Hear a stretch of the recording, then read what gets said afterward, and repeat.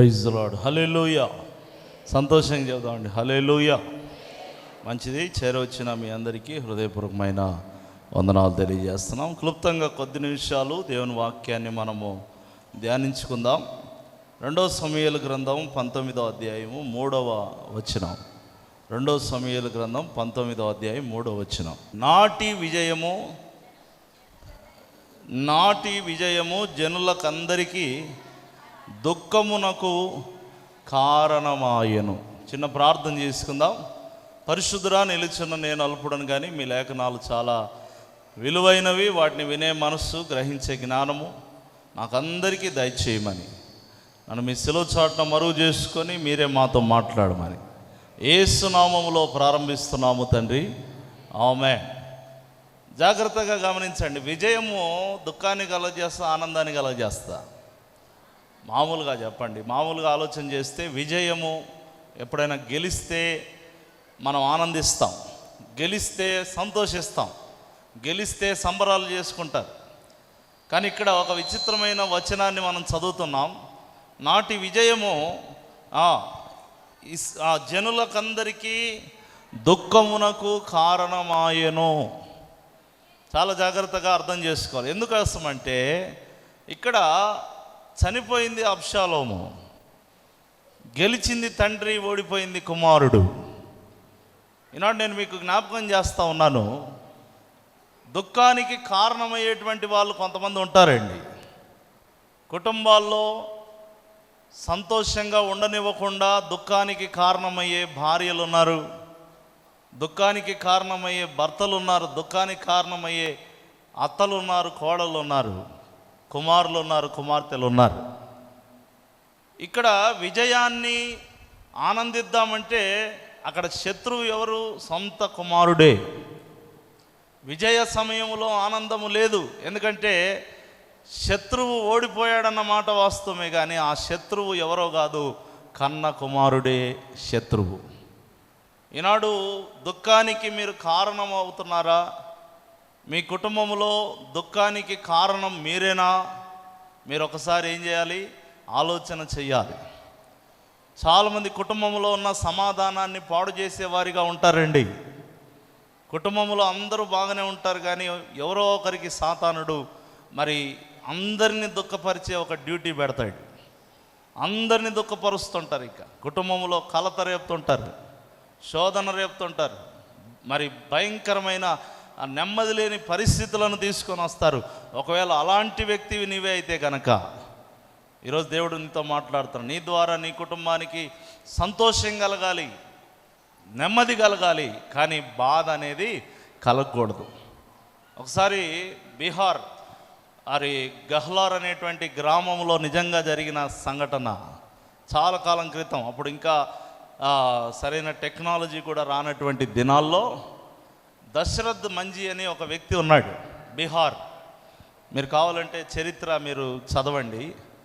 అతను తన ఊరి నుంచి ఏం తెచ్చుకోవాలన్నా అవతల అటువైపు వెళ్ళాలి. అటువైపు వెళ్ళాలంటే కొండెక్కి వెళ్ళాలి.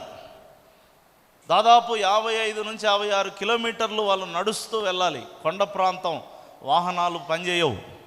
వాళ్ళు నడుస్తూ కొండలెక్కుతూ రాళ్ళు దాటుకుంటూ వెళ్ళాలి. ఒకానొక సమయంలో ఇతనికి ఒక ఆలోచన వచ్చింది. కొండను త్రవ్వి గుహ తయారు చేయాలనే ఆలోచన వచ్చింది. కొంతమందితో పంచుకుంటే నీకేమైనా పిచ్చి పట్టిందా? ఆ కొండ ఎంత ఉంది, మనం ఎంత మరి ఆ కొండను ఎంతని తవ్వుతావు, ఎంతని నువ్వు చేస్తావు అని చెప్పి, మరి ఏముంది మన చేతిలో, ఏముంది? అతను చనిపోయిన తర్వాత అతను చాలా పెద్దవాడై చనిపోయాడు. అతనికి మౌంటైన్ మ్యాన్ అని పేరు పెట్టారు. అతను మెల్లగా ఒక్కడు ఎవరైనా సహకరిస్తే వాళ్ళ సహకారం తీసుకొని 25 అడుగుల ఎత్తు, 30 అడుగుల వెడల్పు, 360 అడుగుల దూరం మరి కొండను త్రవ్వుతూ వెళ్ళిపోయాడు.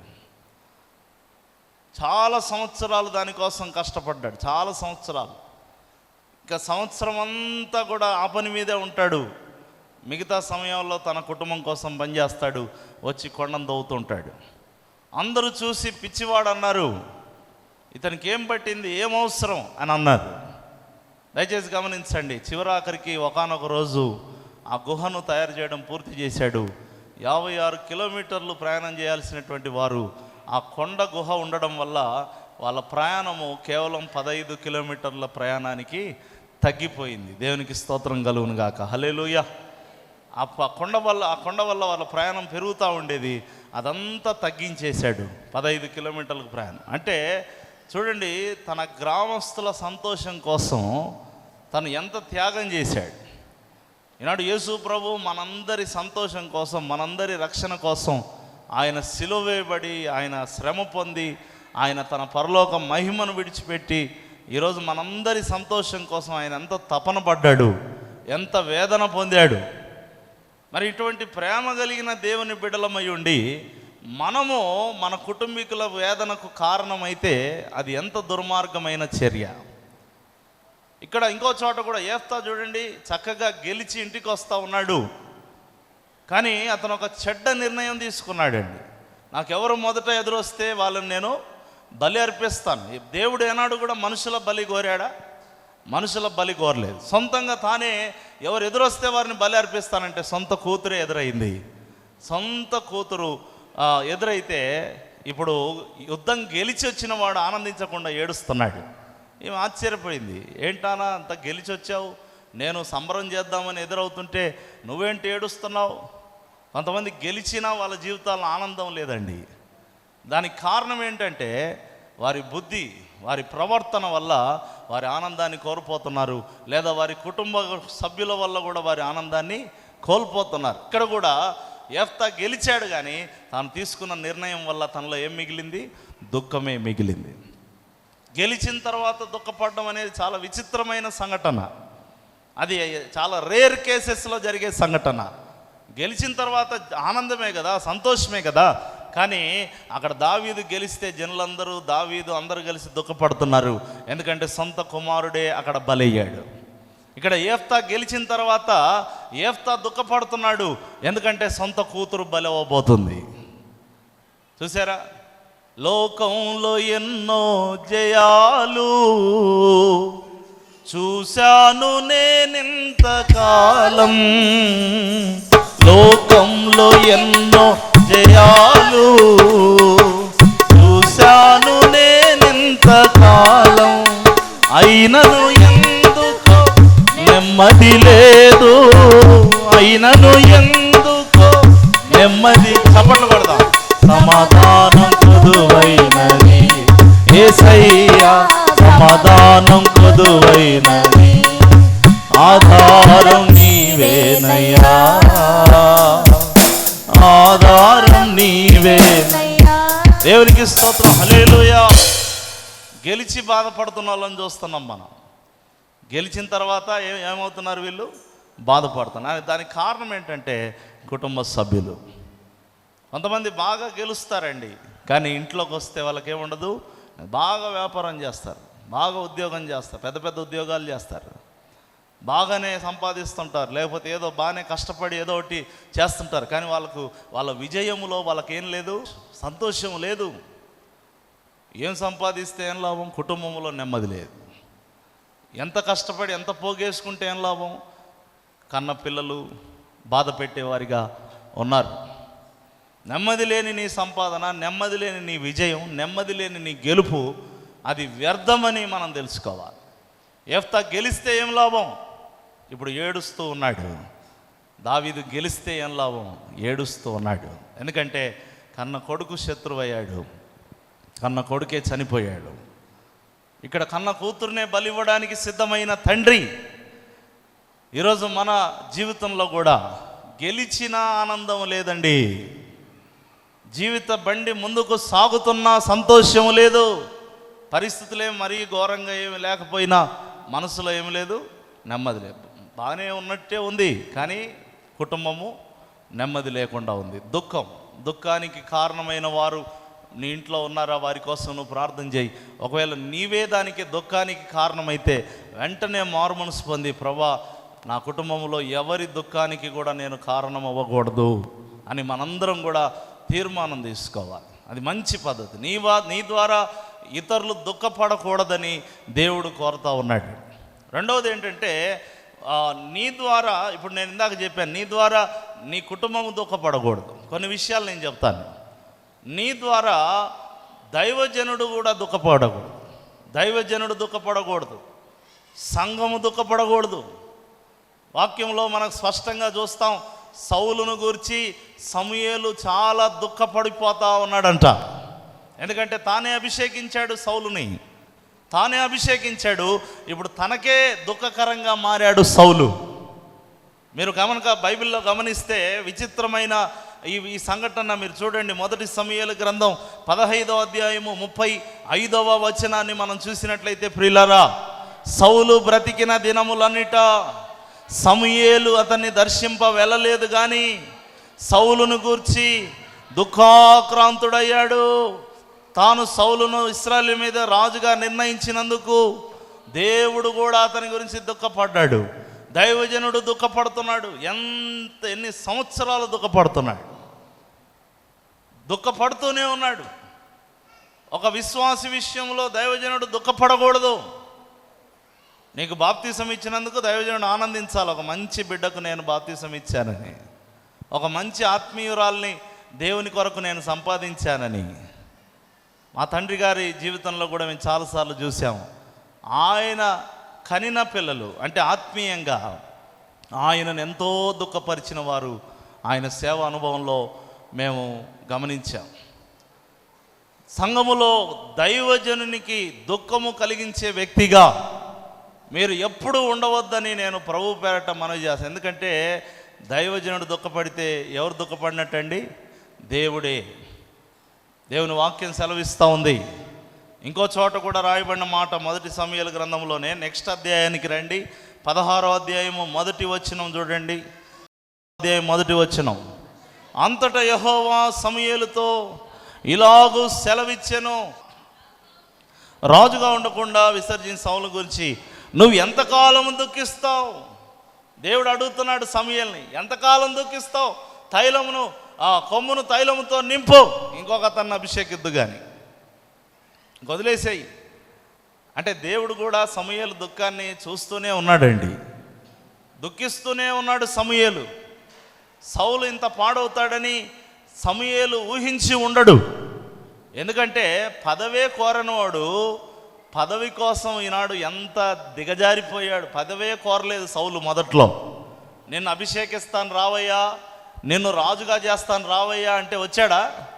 సామాను యొద్ద దాక్కొని ఉన్నాడు. నాకు వద్దులేండి అని సిగ్గుపడ్డాడు, లేదా భయపడ్డాడు. ఒకప్పుడు పదవే వద్దన్నాడు, ఇప్పుడు పదవి ఎక్కడికి పోలేదు. పక్కన ఎవరో పాట పాడారంతే. సౌలు 1000 కొలది, దావీదు 10,000 కొలది. పదవి ఏమైనా లాక్కొని పోయారు ఎవరైనా? వాళ్ళు పాట పాడినంత మాత్రాన ఈయన కుర్చీకి ఏమైనా ఎసరు పడిందా? ఏమండి?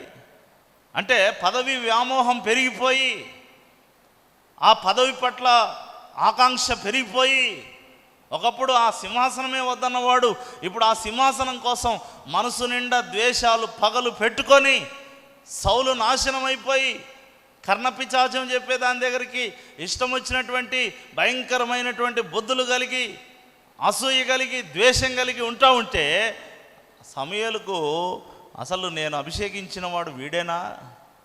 అసలు ఈ మనిషేనా ఆ మనిషి? కొన్నిసార్లు దైవజనులకు ఆశ్చర్యం అనిపిస్తుంది. మొదట్లో ఎంత విధేయత, ఎంత భక్తి, ఎంత ప్రేమ, ఎంత నమ్రత ఇవన్నీ కలిగి ఉంటారు. మెల్లగా అదే దైవజనునికి ఎదురు తిరుగుతారు, తిరుగుబాటు చేస్తారు, వ్యతిరేకం చేస్తారు. ఏమండి? మరి రకరకాలుగా అవమానిస్తూ ఉంటారు. అదే దైవజనుని కనినటువంటి పిల్లలై ఉండి సమూయేలు అభిషేకించిన సౌలు, అందుకే వాక్యం చెప్తా ఉంది, అతను దర్శింప వెళ్ళలేదంట. ఏం చేయలేదు? అతను దర్శింప ఇప్పుడు నింద మోపుతారా సమూయేలు మీద? మోపండి, ఏం పర్లే. దయచేసి గమనించండి ప్రియులారా, సౌలును సమూయేలు దర్శింప వెళ్ళలేదు అని ఉంది బైబిల్లో. చాలా జాగ్రత్తగా. ఇప్పుడు కొంతమంది విషయంలో సేవకులు ఎలా ఉండాలో దేవుడు ప్రేరేపిస్తాడు. నయమాను బయట ఉంటే సమూయేలు ఎలీషా బయటకు వచ్చాడా? పోయి మునగమని చెప్పు, అక్కడ యోర్దాను దగ్గర 7 మార్లు మునగమని చెప్పు. ఈ దైవజనునికి ఎంత గర్వం, ఎంత అహంకారం, బయటికి కూడా రాడా. నువ్వేమన్నా అనుకో, దేవుడు ప్రేరేపించిన నడిపింపు కలిగి దైవ సేవకులు ఏం చేస్తారు, కొన్నిసార్లు కఠినంగా ఉండొచ్చు, తప్పదు. ఒకసారి పత్రిక రాసి పౌలు అంటాడు, నేను ఒకసారి ఏదో సువార్తలో చెప్పాను, ఈ పత్రిక వలన మీరు దుఃఖపడినందున నేను బాధపడలేదు అన్నాడు. ఓపెన్గా చెప్పేశాడు, ఈ పత్రిక వలన మీరు దుఃఖపడినందున నేనేం చేయట్లేదు ఎందుకంటే ఈ దుఃఖము మీకు రక్షణార్థమైనది. గట్టిగా చప్పట్లు కొడుతూ దేవుని స్తుతిద్దాం. హల్లెలూయా, హల్లెలూయా. ఇక్కడ చూడండి, సమూయేలు సౌలును దర్శింప వెళ్ళలేదు. సమూయేలే కాదు, దేవుడు కూడా సౌలును ఏం చేయలేదంట. కళ ద్వారా కానీ, ఊరిము ద్వారా కానీ, ప్రవక్త ద్వారా కానీ, దర్శనము ద్వారా కానీ, స్వరము ద్వారా కానీ, ఏ విధం చేతనైనా సౌలును దేవుడు కూడా దర్శించలేదు. ఈరోజు మనము ఆలోచన చేయాలి. దేవుని వాక్యం సెలవిస్తుంది, దైవ సేవకులను నీవు దుఃఖింప చేయవద్దు. ఎందుకు దుఃఖిస్తారు దైవజనులు అంటే, నువ్వు కానుకీయనందుకు దుఃఖించేవాడు నిజ దైవజనుడు కాదు, అది పక్కన పెట్టేసేయండి. నువ్వేదో నచ్చిన వంటకాలు చేసి పెట్టలేదని దుఃఖించేవాడు నిజ దైవజనుడు కాదు. నిజ దైవజనుడు దేనికోసం బాధపడతాడంటే, నువ్వు ఆత్మీయంగా బలహీన పడుతుంటే బాధపడతాడు. మందిరానికి వచ్చే క్రమం తప్పినందుకు బాధపడతాడు. దేవుని సన్నిధిలో నువ్వు చేస్తున్న పరిచర్యను మానుతున్నందుకు బాధపడతాడు. దేవునితో నీకున్న సత్సంబంధాన్ని తెంచివేసుకుంటున్నందుకు బాధపడతాడు. దేవునికి దూరం అవుతున్నందుకు బాధపడతాడు. ఎంతో ప్రేమించిన సంఘాన్ని వదిలిపెట్టి ఇంకెక్కడో వెళ్ళిపోతుంటే బాధపడతాడు. ఆ విషయాల్లో దైవజనుడు బాధపడతాడు తప్ప, మా తండ్రి గారు మాకు నేర్పారు, వాళ్ళు ఏది పెట్టారని ఏనాడు బాధపడలేదు, ఏమి ఇచ్చారు అని ఏనాడు బాధపడలేదు. కొంతమంది ఉంటారు, మరీ దారుణంగా ఉంటారు, మంచినీళ్ళు కూడా ఇవ్వకుండా మాట్లాడుతూనే ఉంటారు. మంచినీళ్ళు కూడా ఇవ్వరు. ఏమండి, ఏదేమైనా సేవకులు అందరినీ ప్రేమిస్తారు, ఏమి ఆశించరు. నిజ సేవకుడు ఆశించేది ఒకటే, ఈ బిడ్డ దేవునికి దగ్గర అయితే చాలు. దేవునికి స్తోత్రం చేద్దాం ఒకసారి. హల్లెలూయా, హల్లెలూయా. సేవకులారా, సువార్తికులారా, నీ మాదిరికై వందనము. సేవకులారా, సువార్తికులారా, మీ మాదిరికై వందనము. ఉన్నత పనికై మమ్మును పిలిచిన దేవా. దేవునికి స్తోత్రం. హల్లెలూయా. కొంచెం గొంతు పోయింది. రైట్. దేవుని వాక్యం సెలవిస్తుంది హెబ్రీ పత్రికలో 13వ అధ్యాయంలో, మీ పైన నాయకులుగా ఉండి మీకు బోధిస్తున్న వారు దుఃఖపడి ఆ పని చేసిన ఎడల మీకు నిష్ప్రయోజనం. వారు సంతోషంతో ఆ పని చేయాలి. సంఘాన్ని చూడంగానే వాళ్ళ కళ్ళల్లో ఆనందం నిండాలి. ఆ విధంగా మీరు సేవకుడిని ప్రేమించాలి. దయచేసి గమనించండి, హెబ్రీ పత్రిక 13వ అధ్యాయము 17వ వచనం. ఆ పాయింట్కి వచ్చేసేయండి. వారు దుఃఖముతో ఆ పని చేసిన ఎడల మీకు నిష్ప్రయోజనం గనక దుఃఖముతో కాక ఆనందముతో చేయనట్లు వారి మాట వినండి, వారికి లోబడి ఉండండి. గట్టిగా చప్పట్లు కొడుతూ దేవుని స్తుతిద్దాం. హల్లెలూయా. వారిని దుఃఖపరిచే పని మీరు చేయొద్దండి. యోగ్యంగా ఒక సేవ జరుగుతున్నప్పుడు, ఒక క్రమములో, ఒక పద్ధతిలో ఒక సేవ జరుగుతున్నప్పుడు, ఆ సేవ ముందుకెళ్తున్నప్పుడు కొన్ని శోధనలు వస్తాయి, కొన్ని పరిస్థితులు ప్రతికూలంగా ఎదురవుతాయి, కొన్ని వ్యతిరేక శక్తులు ఎదురవుతాయి, కొన్ని సమస్యలు ఎదురవుతాయి. వాటన్నిటిని అర్థం చేసుకొని సేవకునికి మరి వెన్నుదండుగా ఉండాలి. కానీ అవకాశం దొరికితే మరి పాడు చేయాలని, పక్కకు దొలగాలని, లేకపోతే విషము చల్లాలని, బురద జల్లాలని పనిబూనుకొని ఉన్నటువంటి దుష్ట స్వభావం కలిగి మనం ఎప్పుడు కూడా ఉండకూడదండి. వారు దుఃఖంతో ఆ పని చేస్తే మీకు నిష్ప్రయోజనం. వారు దుఃఖంతో కాకుండా ఆనందంతో చేయాలంటే మీరు వారి మాట వినండి, వారికి లోబడి ఉండండి అని దేవుని వాక్యం సెలవిస్తూ ఉంది. ఒకనొక సందర్భంలో పౌలు పత్రిక రాస్తూ కొరింథీ సంఘంతో అంటాడు. కొరింథీలకు రాసిన 2వ పత్రిక 2వ అధ్యాయము 5వ వచనంలో మనం చూసినట్లయితే, ఎవడైనా దుఃఖం కలగజేస్తే నాకు కాదు మీకు కూడా దుఃఖం కలగజేస్తే కొంత మట్టుకు అన్నాడు. చదవండి ఒకసారి. ఎవడైనాను దుఃఖము కలగజేసి ఉండిన ఎడల నాకు మాత్రము కాదు, కొంత మట్టుకు మీకందరికీ దుఃఖము కలగజేసి ఉన్నాడు. గట్టిగా చప్పట్లు కొడుతూ దేవుని స్తుతిద్దాం. హల్లెలూయా. అంటే మీకు అర్థమైందా ఈ వచనం? ఈ వచనం ఎంతమందికి అర్థమైందో ఒకసారి చేయెత్తి దేవుని స్తుతిద్దాం. హల్లెలూయా. నాకు దుఃఖం కలిగజేసినాడు, మీకు కూడా. సంఘం ఎంత ప్రేమిస్తుంటే ఈ మాట అనొచ్చు. ఒక దైవజనునికి దుఃఖం కలగజేస్తే ఎవరికి దుఃఖం కలగజేసినట్లు? సంఘం అంతటికి దుఃఖం కలగజేసి. అయితే కొంత మట్టుకు అని ఎందుకు అన్నాడంటే, కొంతమందికి ఏమంటారు, సెంటిమెంట్లు ఏమి ఉండవు.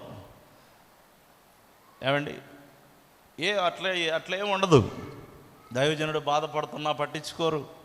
ఏమండి, దైవజనుడు ఏదన్నా భారం మోస్తున్నా పట్టించుకోరు. మరి చాలా ప్రేమ లేనటువంటి తత్వం, అట్లాంటి వ్యవహారం కలిగి ఉంటారండి. కానీ ఇక్కడ అందుకే కొంత మట్టుకు అన్నాడు. కొంత మట్టుకు అంటే ఖచ్చితంగా సంఘములో కొంతమంది విలువైన ఆత్మలు ఉంటాయి. దైవ సేవకుడు బాధపడితే మరుక్షణమే వారు కూడా బాధపడడం మొదలు పెడతారు. గట్టిగా చప్పట్లు కొడుతూ దేవుని స్తుతిద్దాం. హల్లెలూయా. ఆ మనసు మీకుందా లేదా ఒకసారి మీరు పరిశీలన చేసుకోండి. దైవజనుడు బాధపడితే నన్ను ఎవరైనా దుఃఖపరిచి ఉండిన ఎడల మీరు కూడా దుఃఖపడతారని నేను ఎరుగుదును అంటున్నాడు. అటువంటి సంఘముగా మనం ఉండాలండి ఖచ్చితంగా. అప్పుడు దేవుడు మనల్ని ఎంతో ప్రేమిస్తాడు. దైవ సేవకుని చేర్చుకున్నవాడు నన్ను చేర్చుకొని ఉన్నారని వాక్యం సెలవిస్తుంది. కాబట్టి దైవజనుని దుఃఖానికి కారణం అవ్వద్దు. ఎవరైనా దుఃఖపరిస్తే దైవజనుని పక్షంగా నిలబడేవారిగా మీరు ఉండాలి. ఇది రెండవ మాట. మొదటిది కుటుంబాన్ని దుఃఖపరచవద్దు.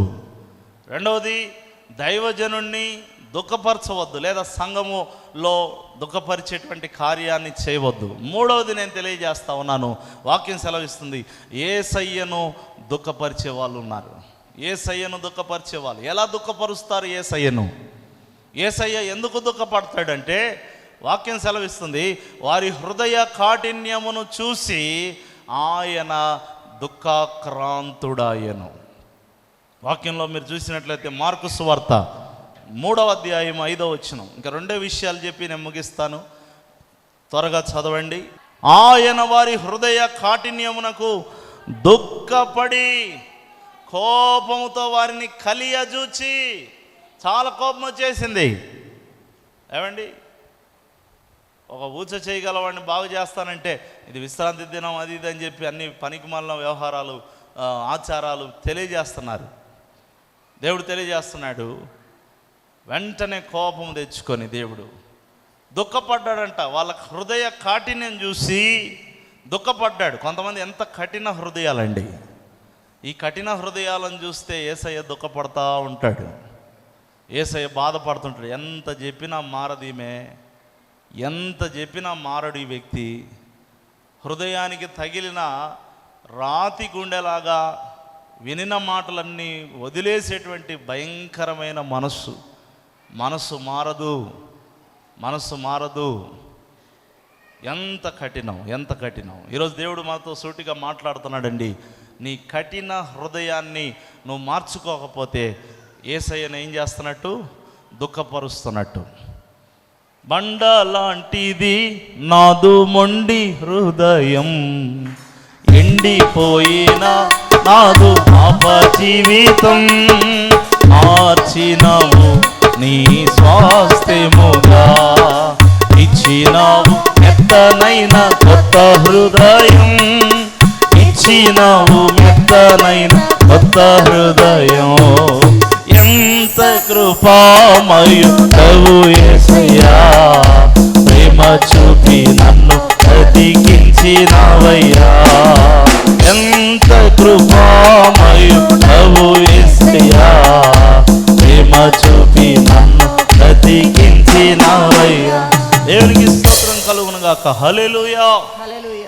యేసయ్యను మనము ఆనందింపజేయాలంటే మనం జాలిగల మనస్సు కలిగి ఉండాలి, మెత్తని మనస్సు కలిగి ఉండాలి, ఏదైనా ఆచరించే మనస్సు మనకు ఉండాలి. కఠిన హృదయం, దేవుడు అన్నాడు కఠినల ఎడల ఆయన వికటము చూపుతాడు.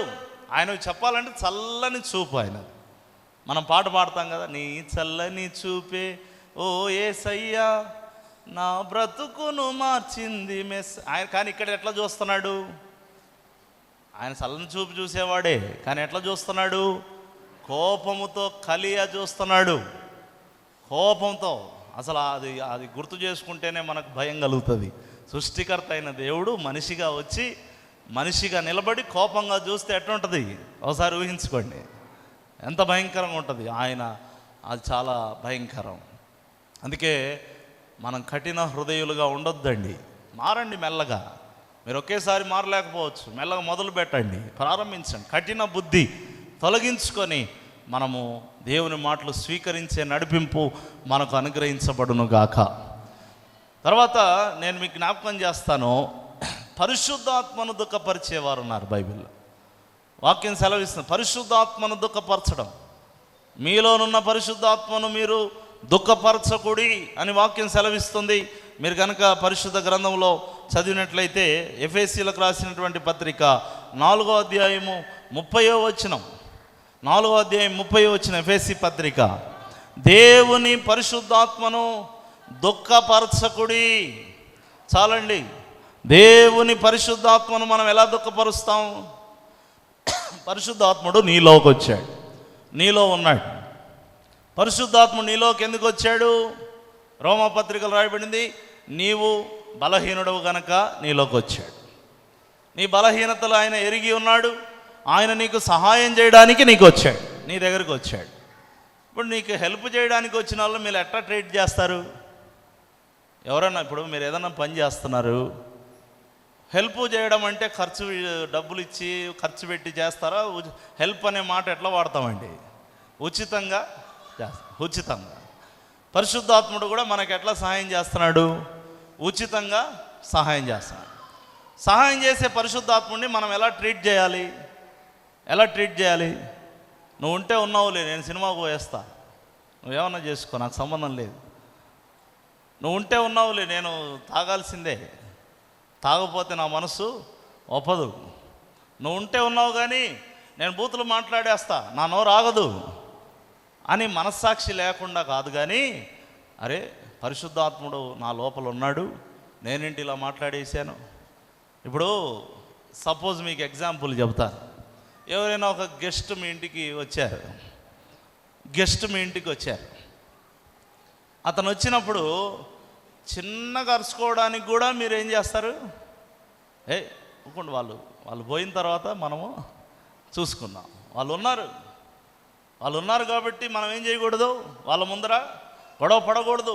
ఇప్పుడేం మాట్లాడొద్దు, ఏమన్నా ఉంటే తర్వాత మాట్లాడదాం, ఏమన్నా ఉంటే వాళ్ళు వెళ్ళిపోయిన తర్వాత మాట్లాడదాం. అంటే ఇంటికి వచ్చిన ఒక సామాన్య వ్యక్తి, గెస్ట్గా వచ్చిన ఒక వ్యక్తికి నువ్వు గౌరవం ఇస్తున్నావు, కానీ నీ లోపల తాను తగ్గించుకొని నీ పాప హృదయములో నివాసం చేస్తున్నటువంటి ఆ పరిశుద్ధాత్మనికి నీవు ఏమాత్రం గౌరవం ఇచ్చినా పరిశుద్ధాత్మకు వేరైన కార్యములు చేసే ప్రతి సమయములో నువ్వేం పడాలి? పశ్చాత్తాపపడాలి. పశ్చాత్తాపపడ్డము లేదంటే పరిశుద్ధాత్మను మనం ఏం చేస్తున్నట్టు? దుఃఖపరుస్తున్నట్టు. We should have concern. ఆ హోలీ స్పిరిట్ మనలో ఉన్నాడని ఒక పట్టింపు ఉంటే చాలు. నువ్వు బలహీనుడు అని తెలిసే వచ్చాడు ఆయన. నువ్వేదో నీతిమంతుడు అని వచ్చి నీలోనికి వచ్చి ఆ నీతిమంతురాలు దొరికిందని డోర్ తెరుచుకొని లోపలికి వచ్చి కూర్చోలా. అది కూడా అవగాహన ఉండాలి మనకి. మన బలహీనతను ఎరిగి ఆయన మనకు సహాయము చేస్తున్నాడు. ఆయన నీలోనికి వచ్చాడు. యేసు ప్రభు పశువుల పాకలు ఎందుకు పుట్టాడు అని ఒక దానికి నేను ఒకసారి క్రిస్మస్ సీజన్లో నేను సువార్త చెప్పాను. మన హృదయం కూడా ఆ పశువుల తొట్టి లాంటిదే, కంపు కొడుతుంటుంది. పశువుల తొట్టిలో మరి మేము కూడా మా తల్లిగారి ఊరికి వెళ్ళినప్పుడు అక్కడ ఒకటి పశువుల తొట్టి ఉండేది. ఆ తొట్టిలో ఏదో వేస్తారు, దాన్ని కుడితి అంటారు అనుకుంటా. కుడితి భయంకరమైన వాసన, చెడ్డ వాసన, ఘోరమైన వాసన. దాని దగ్గర నిలబడాలంటే కూడా ఇబ్బందికరంగా ఉంటుంది. యేసు ప్రభు పుట్టబోతున్నాడు, ఇక ఏమీ లేదు, ఆ పశువుల తొట్టి మాత్రమే ఉంది. అందులో ఉన్న కుడితిని తీసేస్తే అదేమి నైస్గా స్మెల్ వస్తుందా? సరే తీశారు, నీళ్ళతో కడిగారు అనుకుందాం, మంచి స్మెల్ వస్తుందా? కానీ అటువంటి పశువుల తొట్టిలోనే ఆయన పరుండ చేయబడ్డాడు. ఈనాడు నీ హృదయం కూడా ఒక మురికి కోపం, నీ హృదయం కూడా ఒక దుర్వాసన, పాపం అనే దుర్వాసన కలిగినటువంటి ఒక మురికి కోపం. అయినా కూడా ఆయన నీలో నివసించుటకు ఇష్టపడినప్పుడు కనీసం మనం ఆయనకి ఏమి ఇవ్వాలి? గౌరవము ఇవ్వాలి. ఒక బీద కుటుంబంలోనికి ఒక సీఎం గారు వచ్చారనుకోండి, సింహాసనం వేసి కూర్చోబెట్టగలుగుతారా? వాళ్ళ దగ్గర ఉన్న స్టీల్ కుర్చీనే తీసుకొచ్చి, ఆ పెయింట్ పోయిన కుర్చీనే తీసుకొచ్చి కనీసం టవల్తో తుడిసి ఆ సీఎంను ఏం చేయడానికి ఇష్టపడతారు? కూర్చోండి సార్, ఈ కుర్చీ మా దగ్గర. మీకు ఎంతమందికి అర్థమవుతుంది? చేయొత్తే ఒకసారి దేవుని హల్లెలూయా. ఆయన వచ్చాడని సింహాసనం తేలేరు వీళ్ళు, ఓకే, కానీ ఉన్న కుర్చీని తుడిచి కూర్చోబెడతారు. అది మర్యాద అంటే. గట్టిగా చప్పట్లు కొడుతూ దేవుని హల్లెలూయా. పరిశుద్ధాత్ముడు నీలో ఉండి నీలో సింహాసనం వేసి కూర్చోబెట్టమని అనడం లేదు, నీలో మర్యాదగా చోటిమ్మని ఆయన అడుగుతున్నాడు. దుఃఖపరచొద్దు. పరిశుద్ధాత్మను మీరు ఏం చేయొద్దండి? దుఃఖపరచొద్దు. యేసయ్యను దుఃఖపరచొద్దు, దైవజనుని దుఃఖపరచొద్దండి, మీ కుటుంబాన్ని దుఃఖపరచొద్దండి. ఆఖరిగా ఒక మాట చెప్తా, సమాజాన్ని దుఃఖపరచొద్దండి. బైబిల్లో ఒక మహాతల్లి ఉంది, ఆమె పేరు అతల్య. ఆమె చచ్చిపోతే ఊరంతా పండగ చేసుకుందంట. ఊరంతా పండగ చేసుకునేంత మంచి ఆవిడ. ఆమె సావు ఊరికే సందడి తెచ్చిందంటే ఆ ఊరంతటిని ఆమె ఎంత ఘోరంగా, ఎంత భయంకరంగా ఆమె బాధ పెట్టి ఉంది, దుఃఖపరిచింది.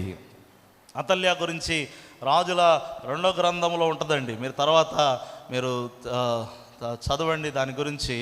అతల్య చదవండి, నేను చదివిస్తాను. 2వ రాజుల గ్రంథం 11వ అధ్యాయం 20వ వచనం, ముగించేస్తాం, సమయం అయిపోయింది. మరియు వారు రాజనగర్ దగ్గర అతల్యాను ఖడ్గం చేత చంపిన తర్వాత దేశజనులందరూ సంతోషించిరి, పట్టణము నిమ్మలముగా ఉండెను. రైట్, మీకు అర్థమైందా? ఆమె సస్తే సంతోషించారంటే బతికితే ఏం చేసినట్టు? వీళ్ళు బతికినప్పుడు ఏం చేసినట్టు అండి? ఏడ్చినట్టు. సమాజము ఏడ్చే వ్యక్తిగా నువ్వు ఉన్నావా? సమాజానికి మరి ప్రమాదంగా నువ్వు ఉన్నావా? సమాజానికి దుర్మార్గతను తీసుకొని వచ్చే వ్యక్తిగా నువ్వు ఉంటే దేవుడు అంటున్నాడు, సమాజాన్ని కూడా మనం ప్రేమించాలా. దేవుని ఎదుట, మనుషుల ఎదుట యోగ్యమైనవి చేయవలనని మేము జాగ్రత్త పడుచున్నామని పౌలు అంటాడు. కాబట్టి we should be best in the society. సొసైటీలో కూడా మనం చాలా మంచి పేరు కలిగి ఉండడానికి మనం ఎల్లప్పుడూ కూడా ప్రయత్నం. అందుకే సంఘపు వెలుపటి వారి ఎడల జాగ్రత్తగా ఉండుటకు మీరు చూసుకోమని లేఖనాలు సెలవిస్తూ ఉన్నాయి. ఈ మాటలు దేవుడు మీ హృదయంలో ఫలింపచేయునుగాక. ఆమేన్.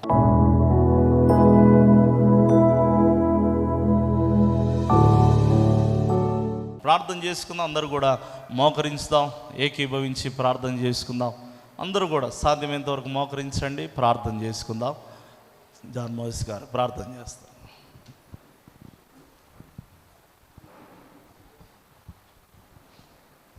ప్రార్థన చేసుకుందాం.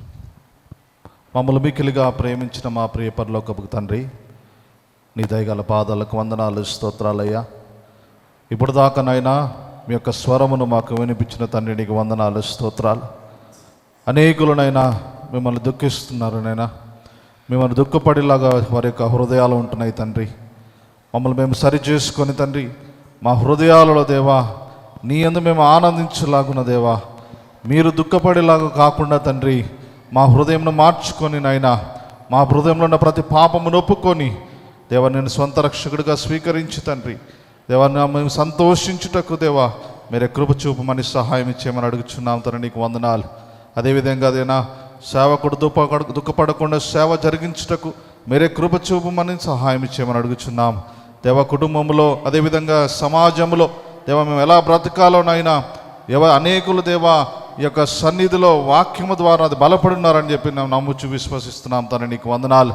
ఇక్కడున్న ప్రతి ఒక్క బిడ్డతో మీరు మాట్లాడిన దేవుడు వాక్యమును హృదయంలో దాచుకొని బలపడే కృపను మాకు దయచేయమని, సాతాను ఎత్తుకొని పోకుండా మా జీవితంలో అవలంబించుకునే శక్తిని మాకు దయచేయమని సహాయం చేయమని, ఇది మొదలుకొనైనా దేవ నిన్ను దుఃఖపరచకుండా మేము సంతోషముతో దేవా నీవు దేవ మమ్మల్ని చూసి ఆనందముతో దేవా సంతోషముతో ఉండుటకు మీరు కృప చూపు సహాయం ఇచ్చేయమని విన్న వాక్య హృదయంలో దాచుకొని బలపడి కృపను దయచేయమని యేసు పరిశుద్ధ నామములో ఈ ప్రార్థన అడిగి వేడుకొని పొంది ఉన్నాము తండ్రి. ఆమేన్.